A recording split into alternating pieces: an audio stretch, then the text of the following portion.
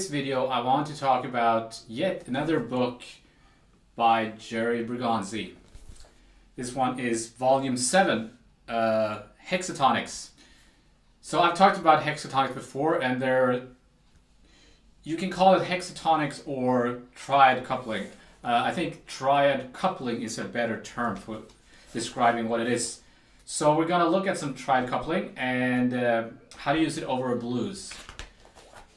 So first off, what is it? So basically it's taking two triads from a scale and coupling them together.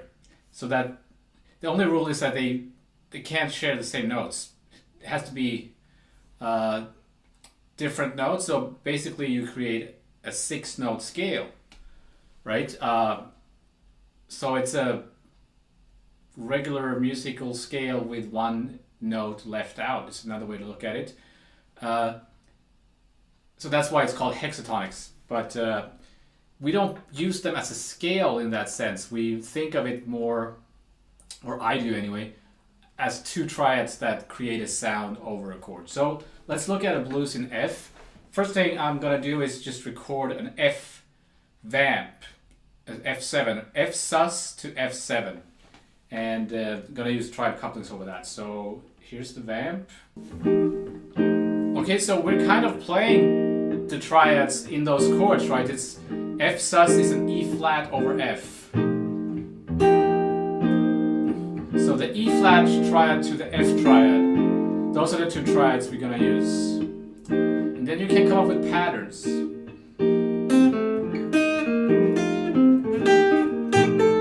First, maybe we just learn them as chords in every position.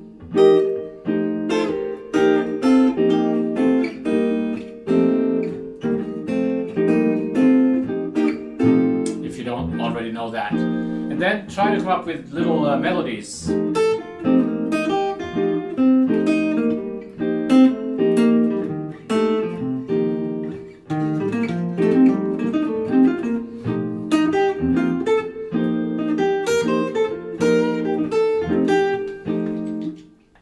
So the trick is to make it not sound too patterny again, right? So if it's just like, that can be a little bit boring, but you maybe need to go through that just to get it under your fingers, as it were. So what he does in this book is that first of all, he lists a whole bunch of different triad couplings, possibilities, combination of chords, like really a lot. And then there's these patterns, right? Just page after page. So I'm just gonna play a few of them so you can hear. I'm not gonna give them to you because it's not my book, right? So I didn't write that book. I'm just gonna give you an example of the kind of stuff that you will find in this book. So some of the patterns here would be, let's see here.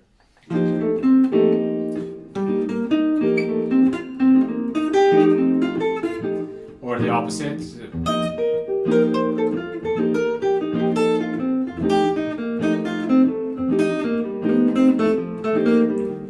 Here's another one.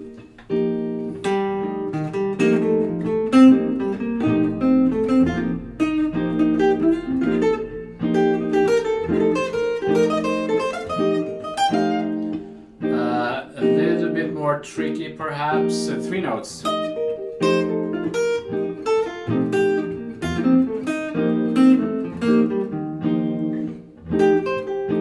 Could be 2 notes. Let's see.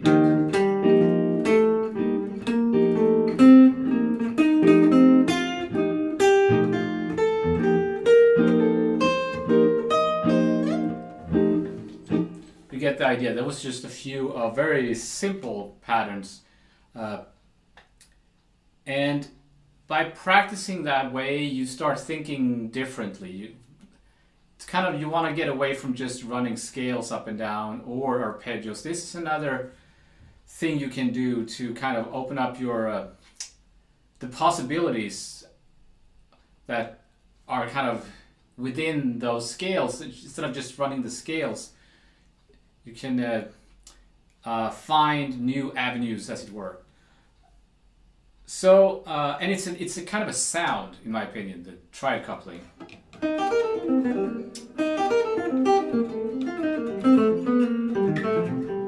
Right? It's kind of hard to do. I don't know what it's like on the horn, but on the guitar, it's not super user-friendly. So you have to come up with different fingerings and stuff. And so it's a really good thing to have the book, because then you can write out your own fingerings and stuff like that. So, yes, it's a very good book. So now let's make it a little bit more interesting. Let's play it over a whole a blues in F. So I'm just gonna get regular blues.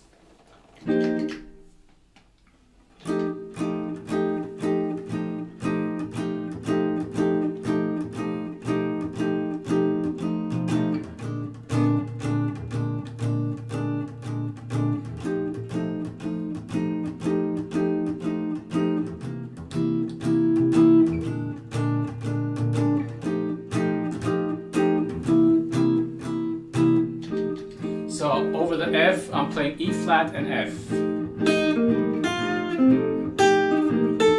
And A flat, B flat. And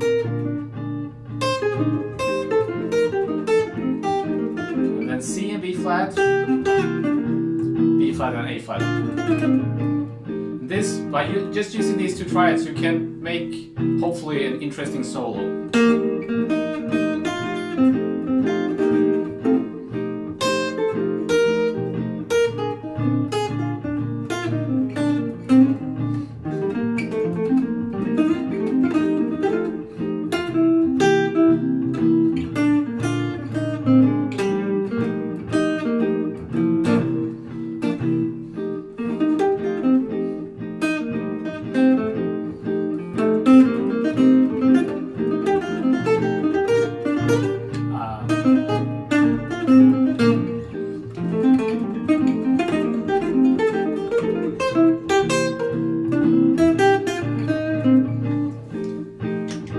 Okay, now there are other triads that you could use, right? So let's say we want a Lydian flat 7 kind of sound.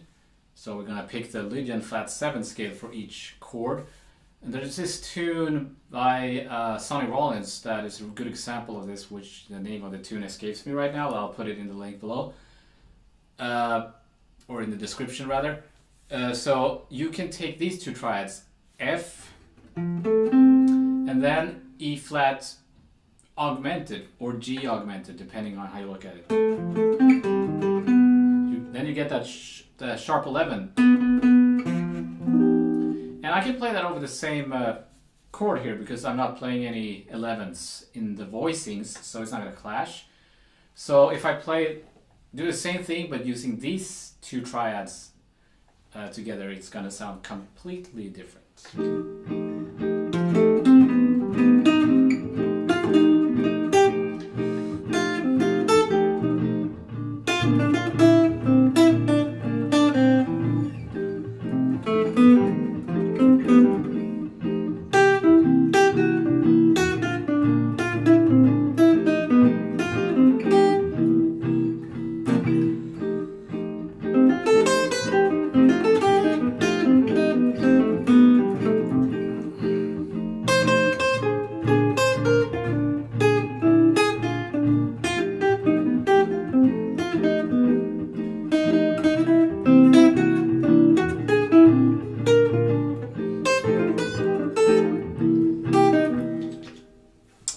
Up there a bit, but you get the idea. It's a new sound, and there are other possibilities, of course. Now I'm gonna make it a little bit more, stretch things a little bit more. So the F, I'm gonna treat as some kind of symmetrical diminished sound. So I'm gonna play like an F sharp 9 chord there, which I could use the symmetrical diminished scale over that. So let me just create a backing track here, or a loop.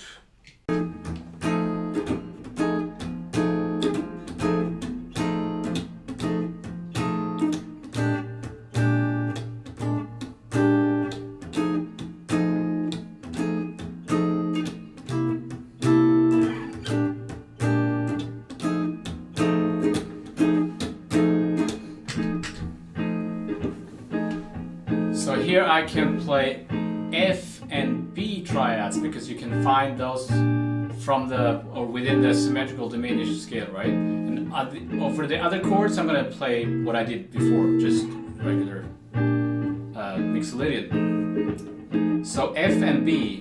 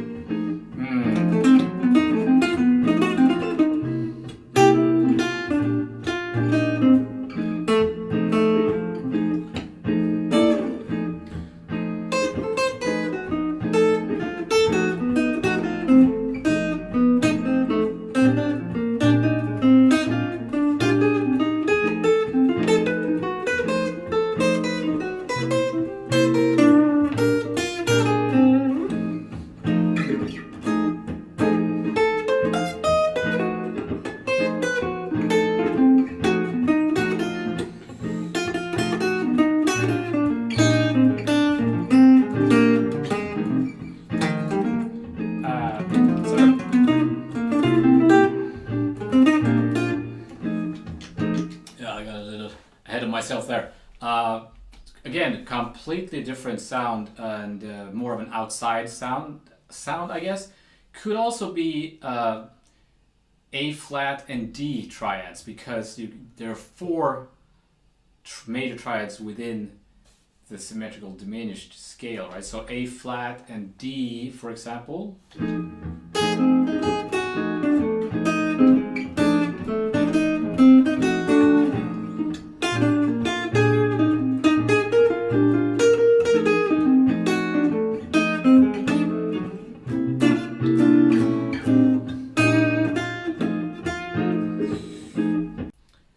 That's maybe stretching things a little bit too much for some people, but I like it. And it's not that strange. It's pretty straightforward using symmetrical diminished over blues these days. What else? Yeah, so there's this... I prefer the major triads. The major triad has a stronger feel to it, stronger tonality than the minor. But you can definitely use minor triads, right? So if you consider every scale that there is and every type of chord there's a, not endless, but there's a very vast number of combination of triads that you could come up with. There could be augmented triads, so like a whole tone sound, right?